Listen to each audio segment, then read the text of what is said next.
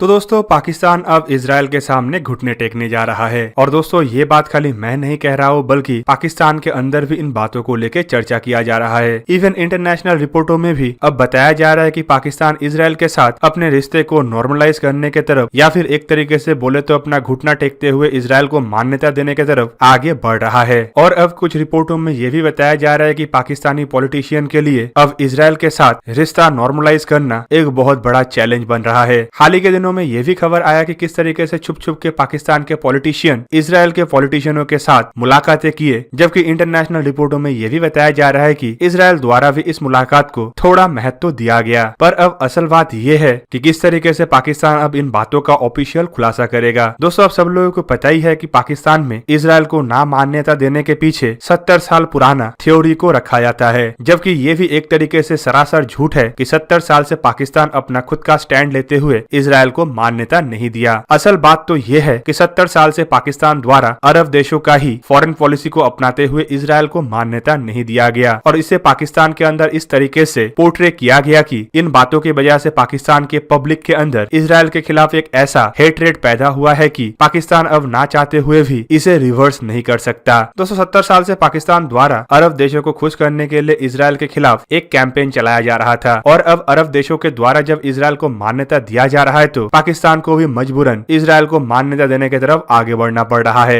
Even British think tank Islamic technology of counter terrorism के founder नूर दहरी के तरफ से भी एक ट्वीट के द्वारा किस तरीके से पाकिस्तान इजराइल के साथ अपने रिश्ते को सही करने के दिशा में आगे बढ़ रहा है उसका भी खुलासा किया गया। उनके ट्वीट के मुताबिक उनके द्वारा जल्द ही कुछ recent secret but successful meeting के बारे में खुलासा किया जाएगा जो पाकिस्तान के पॉलिटिशियन और इजराइल के पॉलिटिशियनों के बीच में तल अवीव में हुआ। पर दोस्तों इतना कुछ होने के बावजूद पाकिस्तान द्वारा क्यों ये नया स्टैंड लिया जा रहा है। दोस्तों इसे नया स्टैंड के जगह में आप अगर कहे कि पाकिस्तान का दूसरा सबसे बड़ा सरेंडर है तो सबसे बेहतर होगा, क्योंकि हाल ही के दिनों में ये सरेंडर पाकिस्तान को मिडिल ईस्ट के देशों के दबाव में करना पड़ा। आप सब लोगों को पता ही होगा कि यूनाइटेड अरब अमीरात और बहरीन जैसे देशों के द्वारा इजराइल को मान्यता दिया गया और इसके बाद अब मोरक्को की तरफ से भी इजराइल को मान्यता दिया जा रहा है। इवन दोस्तों लग तो ये भी रहा है कि आने वाले समय में अरब नेशनों में से मैक्सिमम देशों की तरफ से इजराइल को मान्यता दिया जाएगा और इजराइल के साथ बेहतरीन रिश्ता बनाया जाएगा। इवन इन देशों के द्वारा अब भारत को भी पाकिस्तान से बढ़ के देखा जा रहा है और पाकिस्तान से ज्यादा महत्व भारत के साथ रिश्ते को ही दिया जा रहा है। और हाल ही के दिनों में पाकिस्तान द्वारा जब भारत और इजराइल से बढ़ते हुए रिश्ते की वजह से इन देशों के खिलाफ कुछ बयानबाजी किया गया तो इन देशों के द्वारा जिस तरीके के स्टैंड लिया गया उससे पाकिस्तान का हुक्का पानी बंद हो चुका है।